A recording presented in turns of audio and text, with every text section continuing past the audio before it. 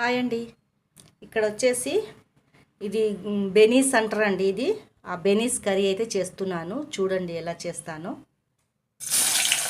First onion వేసుకొని రెడ్గా fry చేసుకోవాలా. ఇది బెనీస్ ఎంతమందికి తెలుసో దీన్ని ఏమంటారో కామెంట్ బాక్స్లో కామెంట్ చేయండి. దీంట్లో అల్లం పేస్ట్ వేసుకోవాలా.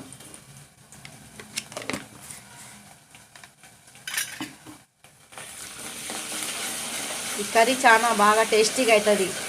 చపాతీలు ఎంబడైనా వేడి వేడి అన్నం ఎంబడైనా తినాలండి, చాలా బాగుంటుంది. హెల్దీ కూడా ఇది. ఆనియను రెడ్గా అయిపోయాక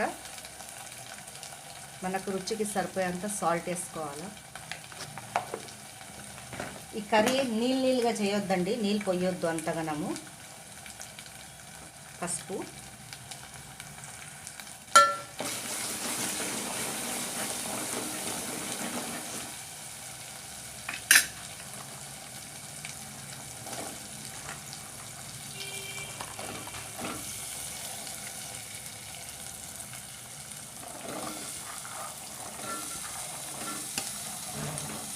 ఇది చిన్న చిన్న ముక్కలు కోసుకొని ఆలుగడ్డ ఇవి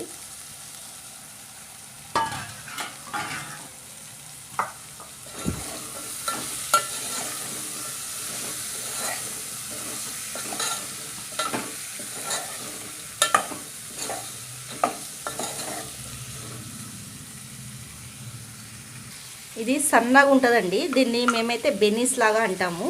మీరు ఏమంటారో నాకైతే ఇది తెలియదండి అంతగానము దీని పేరు. రుచికి సరిపోయేంత సాల్ట్ వేసుకోవాలా. కానీ కర్రీ అయితే చాలా టేస్టీగా అవుతుందండి.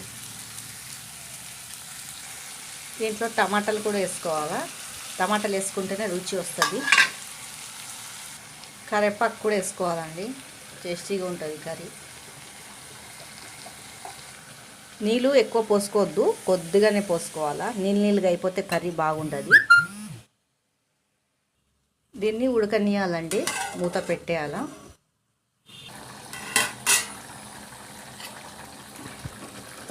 బాగా ఉడకనియాలండి, మెత్తగా ఉడికిపోతుంది.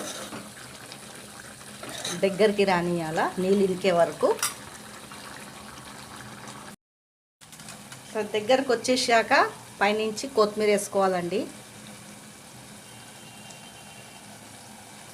ఇది టేస్టీగా ఉంటుంది కర్రీ, మనకు చాలా బాగుంటుంది తింటే కూడా.